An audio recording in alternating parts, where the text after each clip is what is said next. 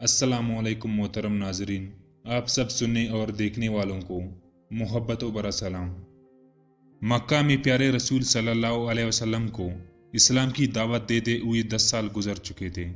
मक्का के गली कूचों में हर तरफ इस्लाम के चर्चे थे। बहुत से मर्द और बहुत सी औरतें मुसलमान हो चुकी थी, कुछ बच्चे भी मुसलमान हो चुके थे। प्यारे नबी सल्लल्लाहु अलैहि वसल्लम की ज़बान मुबारक में ये असर था कि जो भी आपकी ज़बान से अक की आवाज़ सुनता आपकी साथियों में शामिल हो जाता और आप सल्लल्लाहु अलैहि वसल्लम पर जान छिड़कने लगता। ये हालत देखकर मक्का के काफिर बहुत परेशान थे। रसूल सल्लल्लाहु अलैहि वसल्लम को जादूगर कहते और लोगों को रोकते और उन पर जोर डालते कि इनकी बातें ना सुनो। उन्हीं दिनों में यमन के एक मशहूर शायर तुफैल मक्के में आए। ये अपने कबीले के सरदार थे और यमन के लोग इनको बहुत मानते थे। जब ये मक्का पहुंचे तो मक्का वालों ने इनका बड़ा शानदार इस्तकबाल किया और बड़ी इज्जत से पेश आई। मगर मक्का वालों को ये फिक्र हो गई कि अगर कहीं तुफैल ने मोहम्मद सल्लल्लाहु अलैहि वसल्लम का कलाम सुन लिया तो ये ज़रूर मुसलमान हो जाएगी। वो कलाम ही ऐसा कि सुनने वाला बगैर असर लिए रह नहीं सकता। और फिर तुफैल तो खुद एक शायर है, कलाम की अच्छाई को परखने वाले हैं। मोहम्मद सल्लल्लाहु अलैहि वसल्लम का ऊंचा पुरअसर कलाम और फिर उनकी सीरत व अखलाक की कशिश, तुफैल ने अगर इनको देखा तो मुसलमान ही हो जाएगा, और अगर ये मुसलमान हो गए तो इनका पूरा कबीला मुसलमान हो जाएगा। मक्का वालों के लिए तुफैल का यहाँ आना एक बड़ा हादसा बन गया। तुफैल ने इनको बड़ी फिक्र में डाल दिया। सब समझदार लोग मिलजुल कर बैठे, आपस में मशवरा किया और ये तय हो गया कि जैसे भी हो तुफैल को मोहम्मद सल्लल्लाहु अलैहि वसल्लम से मिलने ना दिया जाए। कुछ लोग तुफैल के पास पहुंचे और बड़ी राजदारी और खैर ख्वाही की अंदाज में तुफैल से कहा, आपने ज़रूर जिक्र सुना होगा, हमारे यहाँ एक साहिब है, वो कुछ दिनों से अपने आप को नबी कहने लगे हैं, बड़ी ज़बरदस्त जादूगर हैं, उनकी बातों में बला का असर है, उनकी बातें सुनने वाला उनकी जादू से अर्गिज नहीं बचता। जो भी एक बार उनकी बातें सुन लेता है बस उन्हीं का ओ रहता है। मक्के के बहुत से बोले बाले उनकी जादू में फंस गए हैं और अपने बाप दादा की दीन से फिर गए हैं। बहुत से घराने जहां उन्होंने बैठे बटाई, बाप बेटियों, मियाँ बीवी और चचा भतीजों में लड़ाई कर रखी है, और फिर जिस पर इनका जादू चल जाता है वो ऐसा अका बका हो जाता है कि फिर वो किसी की नहीं सुनता। भला क्या मजाल कि कोई अपनी बात से हटा सके। आपको ये सब बातें हमने इसलिए सुनाई कि आप होशियार रहे। तुफैल ने उन लोगों की ये बातें बड़ी गौर से सुनी और दिल में तय कर लिया कि कुछ भी हो इस शख्स की बात अर्गिज ना सुनूंगा। कहीं मेरे ऊपर भी उसका जादू का असर हो गया तो क्या होगा। और फिर तुफैल काबा में जब भी जाते कानों में खूब रोटी टूस लेते कि कहीं उस शख्स की आवाज़ कानों में ना पड़ जाए। एक दिन काबा में प्यारे रसूल सल्लल्लाहु अलैहि वसल्लम नमाज में कुरान शरीफ पढ़ रहे थे। इत्तेफाक की बात है तुफैल भी पहुंच गए। कुरान शरीफ की आवाज़ कान में पड़ गई।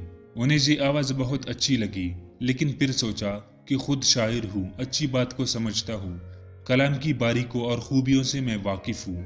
क्या मैं इतना भी नहीं समझ सकता कि कौन सी बात मेरे लिए अच्छी है और कौन सी बुरी। सुनना तो चाहिए कि आखिर ये साहिब किस किस्म की बातें करते हैं।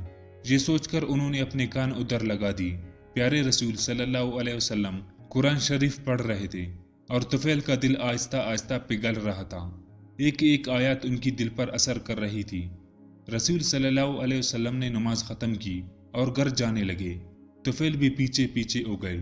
रसूल सल्लल्लाहु अलैहि वसल्लम जब अपने दरवाजे पर पहुंचे तो एक आवाज़ आई, हज़रत मुझे भी अंदर चलने की इजाज़त दीजिए। प्यारे नबी सल्लल्लाहु अलैहि वसल्लम ने मुड़कर देखा कि जमन के मुअज़्ज़िज़ सरदार तुफैल आपसे अंदर चलने की इजाज़त मांग रहे हैं।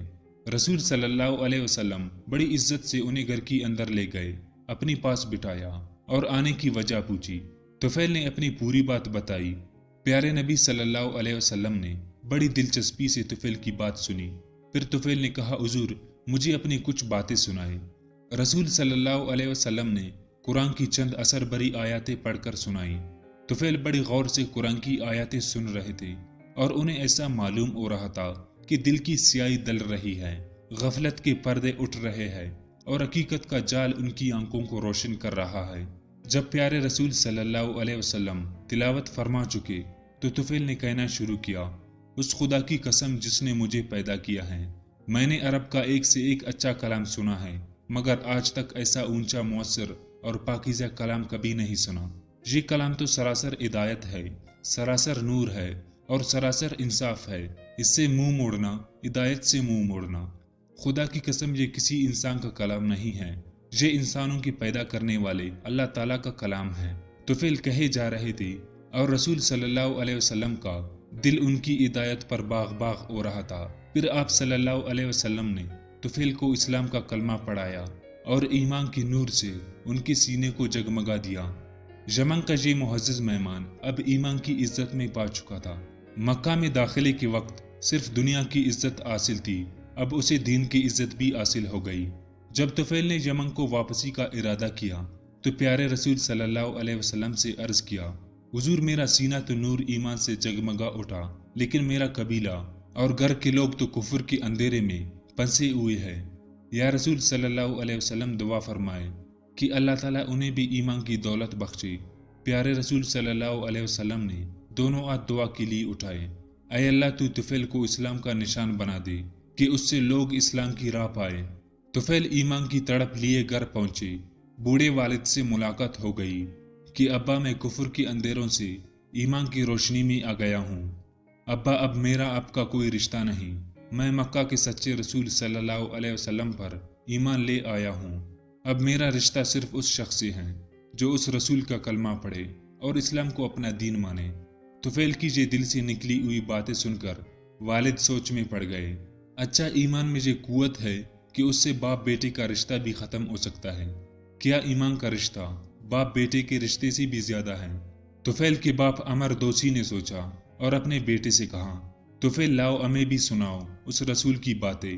طفیل نے سمجھا کر باپ کو اسلام کا پیغام سنایا۔ حق کی کشش نے کام کیا اور بوڑھے باپ نے بیٹے سے کہا، طفیل بیٹے تم میرے بیٹے ہو اور میں تمہارا باپ ہوں، میں بھی اسی نبی پر ایمان لاتا ہوں جس پر تم ایمان لائے ہو۔ طفیل کی آنکھیں خوشی سے بہہ پڑے اور بولے، ابا جان چلے غسل فرما لیجئے اور اسلام کا کلمہ پڑھ کر اللہ کے پیارے بن جائے۔ عمر دوسی نے غسل کیا، کلمہ شہادت پڑھا اور اسلام کی دولت سے مالا مال ہو گئے۔ باپ کی بعد محبت کرنے والے بیوی سے ملاقات ہوئی۔ بیوی کو دیکھ کر طفیل کی آنکھوں میں محبت کی آنسو آ گئی، مگر وہ فوراً ہی سنبھلے اور بیوی سے کہا، پیارے بیوی اب ہمارا تمہارا کیا رشتہ؟ میں تو مکہ والے نبی پر ایمان لا چکا ہوں اور تم ایمان کی روشنی سے محروم ہو۔ میں اسلام کی روشنی میں چل رہا ہوں، میں اسلام کی روشنی میں چل رہا ہوں اور تم کفر کی اندھیروں میں بھٹک رہے ہو۔ ایمان اور کفر کا کیا ساتھ؟ میرا رشتہ تو صرف ان لوگوں سے ہے جو اس خدا کی بندگی کرے جس کا کوئی شریک نہیں، اور اس رسول صلی اللہ علیہ وسلم پر ایمان لائے جسے خدا نے ہمارے ہدایت کے لیے بھیجا ہے۔ طفیل کی اثر بری تقریر سن کر بیوی کے دل کے دروازے بھی کھل گئے۔